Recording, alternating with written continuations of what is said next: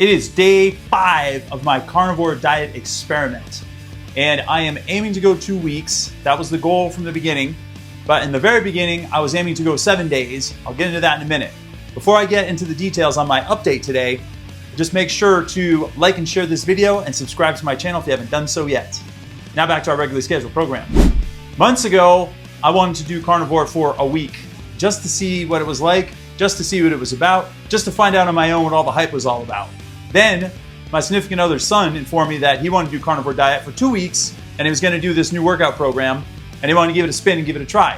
Predominantly, he is a vegetarian and eats a little bit of fish, and I predominantly am a pescatarian because my girlfriend is a pescatarian as well, so that pretty much makes me a pescatarian, which I have no problem with because I like the pescatarian diet. I love fish, I love shellfish, I eat eggs, and I pretty much eat everything. I technically am a flexitarian, and I eat everything in sight. I do believe in dietary diversity, and that is my big thing and my big pitch in the world.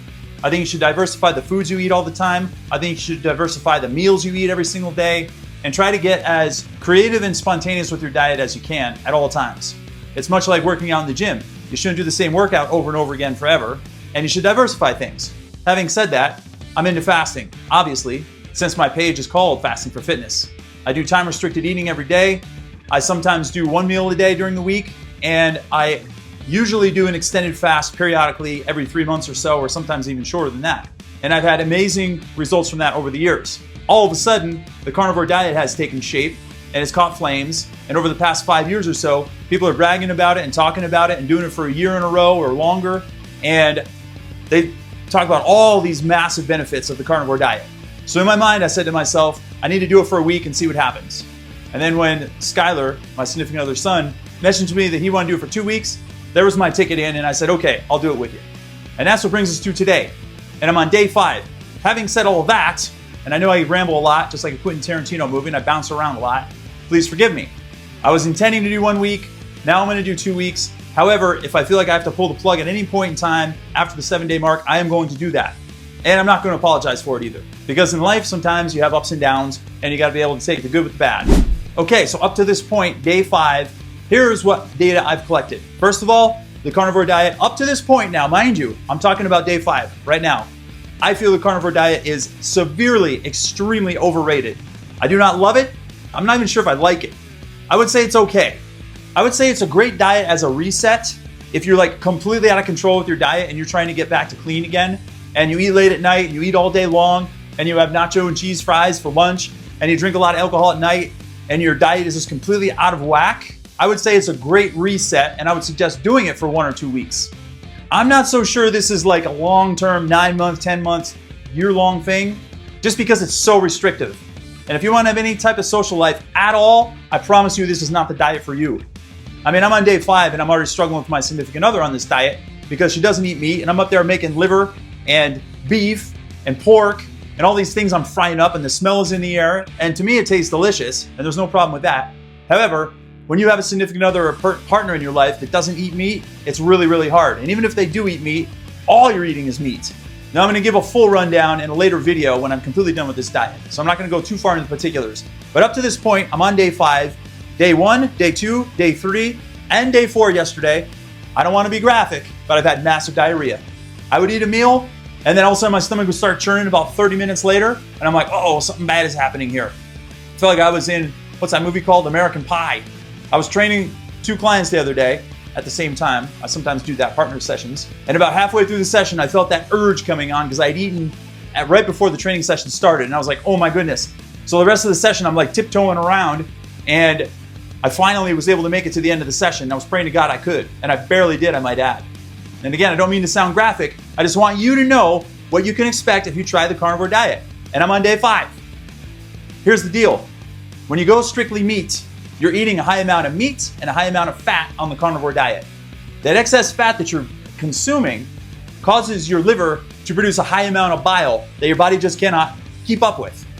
In turn, this causes you to sometimes, how do you say, rent your food as opposed to eat it and digest it properly. And yeah, you're gonna digest most of it, but it's almost like a liquid plumber effect to your intestines. Just be aware of that. So if you are out somewhere and you bring food with you and you eat, just make sure you have a bathroom within walking distance the hour after you're done eating. And this usually happens after both meals I eat. And speaking of both meals, I'm still sticking to my regular time-restricted eating protocol. In fact, I'm gonna go upstairs and break my fast shortly with some ground pork and some eggs. And you're gonna get a quick glimpse of that too. Like I was saying, just make sure that you're prepared for what I call out on the streets disaster pants. And sometimes that happens when you do a long periodic fast of 2 or 3 or 4 or even 5 days and break your fast. Even if you eat clean coming out of it, sometimes that just happens. But with the carnivore diet specifically, you have a tendency to eat a lot of fat and protein. You do actually eat a lot of fat and protein, and it causes an ancillary effect that causes the liver to produce a lot of bile, and it has a, how can you say, diarrhea effect to it? I guess that's a polite and scientifically, politically correct way of saying it. Although that sounds awful, I will say this. I do feel absolutely leaner in 5 days. I feel tighter in 5 days. And overall, my gut feels amazing. I don't have like this bloaty feeling. I don't have this like disgusting feeling or really sluggish feeling in my gut. Perhaps that part of the carnivore diet is working as far as improving gut health is concerned. Again, I'll address that later in another video. Here's something I absolutely have to bring to the table, no pun intended. Day 1, day 2, day 3, day 4, I was so tired, I thought I could have just laid down on the gym floor and passed out and fell asleep any minute of the day. I lived 7 minutes from the gym, and on all 4 of those days, driving home in between training sessions, I was falling asleep behind the wheel. Yeah, only 7 minutes passed. Yesterday, I came home at 11:30 in the morning when I had a little break, and I literally just went to bed and crashed. I closed my eyes, I woke up, I looked at my watch. It was 11:23 when I laid down. It was 12:56 when I woke up. I went into an absolute dead sleep. I was absolutely shocked. All these people have been saying how the carnivore diet boosts your energy through the roof and you're gonna feel great, you're gonna feel better than you ever have in your life and amazing. I'll tell you what, I didn't. I felt horrible. I felt like crap. I felt like garbage, especially on day 2 and 3. As far as my cardio performance is concerned, I've been doing really high intensity cardios lately with Jen because we're training for the rim to rim to rim down in the Grand Canyon. And I wore my weighted backpack one day when I was doing cardio this week on a stair machine. And then another day I was wearing I got a new weighted vest and I was wearing that yesterday. Here's a quick highlight of my session when I was wearing the backpack. And although my session went well and I got through it, I really had to scale things down a bit. I'm usually at a level of 9 or 10 on the stair machine when I'm training on it, backpack or no backpack. And I had to scale it all the way down to 6. And when I first started out, I was at a 5. And then I worked my way up. My aerobic capacity was very low. My anaerobic capacity was very low. I was huffing and puffing, and it felt like I was a 90-year-old chain smoker. I got through it though. I ground through a 2-hour workout. I still haven't missed a beat with my workouts.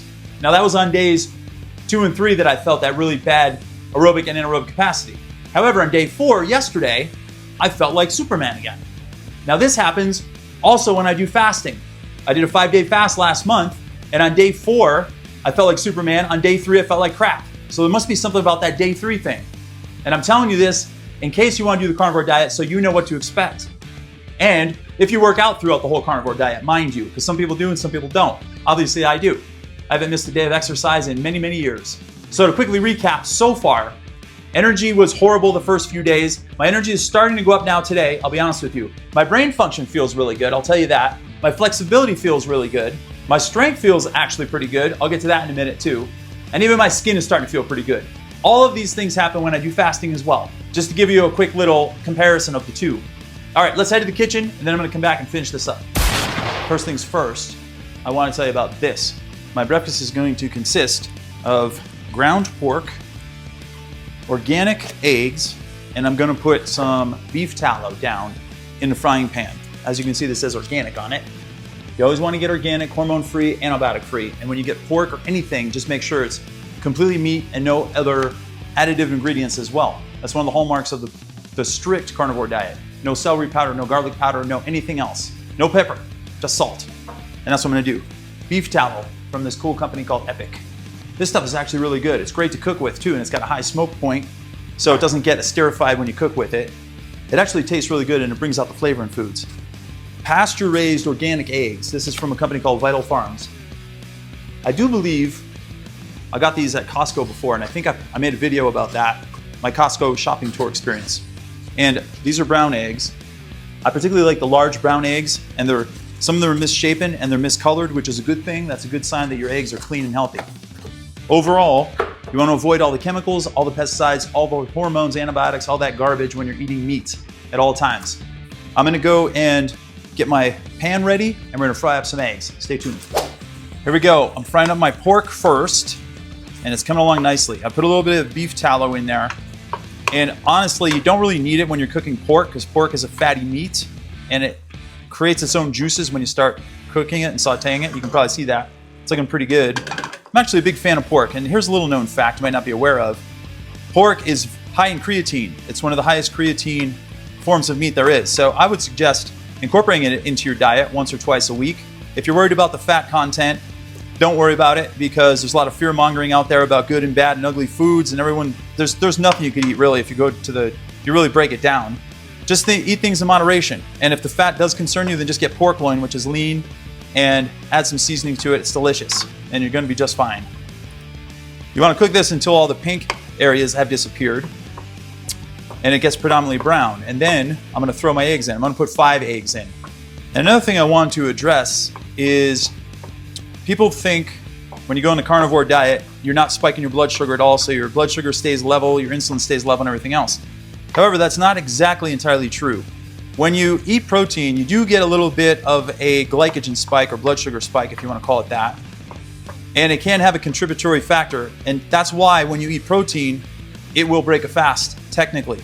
In the big picture, fat, when consumed with protein, is going to slow the absorption of anything down. So your blood sugar will be even slower, but it's still gonna get spiked a little bit. I've noticed quite a bit of difference between this and when I'm fasting. When I do strict fasting, I am absolutely on an even keel. There is no ups and downs of my energy at all during the day. But the superhuman energy levels that everyone brags about with carnivore diet, I just don't see it. I feel it's non-existent. We will see. I'm on day 5, and we'll see what happens. Okay, that's pretty good. You see that? It's looking good, smelling good. I just put some salt in it. I'm gonna crack 5 eggs and put them in there next.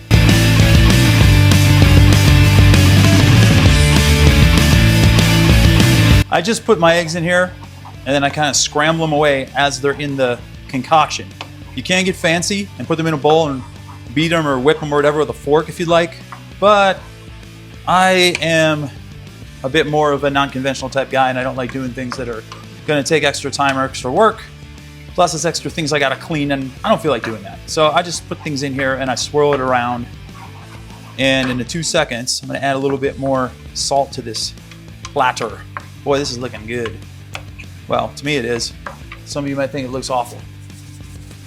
But here we go, we're gonna throw some more salt in here.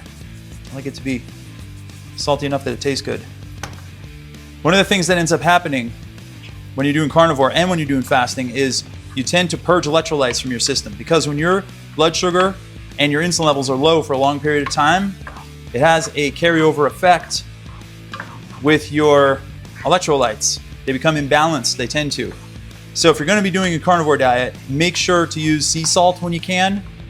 I wouldn't suggest using it depends. If you wanna do the relaxed carnivore as it's called, feel free to do a calorie-free electrolyte formula. Like I like Key Nutrients, that's one of my favorites, but I'm not doing them right now because the hardcore carnivore diet states that you shouldn't have anything that comes from a plant, a vegetable, or nuts or seeds or anything like that. So I'm going as strict as I can, and I really want to focus on going 0 carbs every day. That's another thing I wanted to mention. I haven't had a single carb in the past since Sunday. 0 carb has been a bit of a challenge because I love my carbs. I even wear a shirt sometimes that says I love carbs. However, if you really want to experience the carnivore diet, I suggest you go 0 carb just to see what happens and see how you feel. And I'm going way beyond my comfort zone with this whole thing as it is anyway, so it's all good with me in my book. I'm a big experimenter. All right, I'm gonna finish cooking these babies up. I'm gonna turn the heat up a little bit. I'll show it to you when it's done, and I'm gonna chow down. Okay, there it is, look at that. Woo, it looks amazing. Can you hear it sizzling? I'm excited to eat this. This is going to be my first meal today. I'm about now 17 and a half hours fasted, roughly, maybe 18.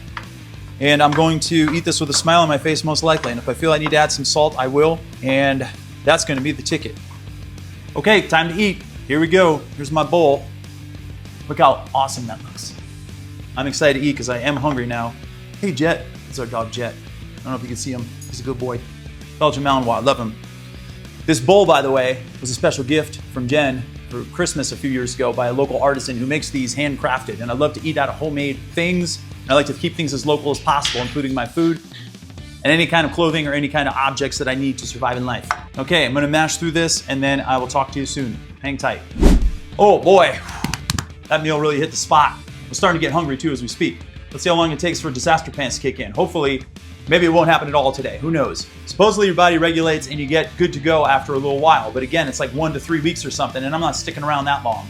I'll do 2 weeks max, and then I'll be it. But again, if I pull the plug, don't judge me, because I'm warning you ahead of time. I just might do that at any point, especially because I'm training really hard for the Grand Canyon.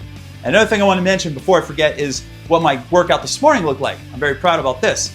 I've been dabbling with this new technique called offset training, where you put weight on one side of a bar and do all these different exercises. And holy mackerel, that has such a transfer effect to your core. It's unbelievable.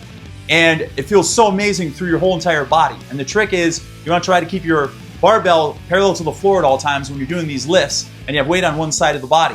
So I was challenging myself with some of those drills this morning. And I also did a fun little sort of offset kettlebell drill. It was a unilateral drill, which involves a push-up and a one-arm row. And these are fantastic for full body strength, and you're incorporating pretty much your core, your abs, your chest, and your back all rolled into one.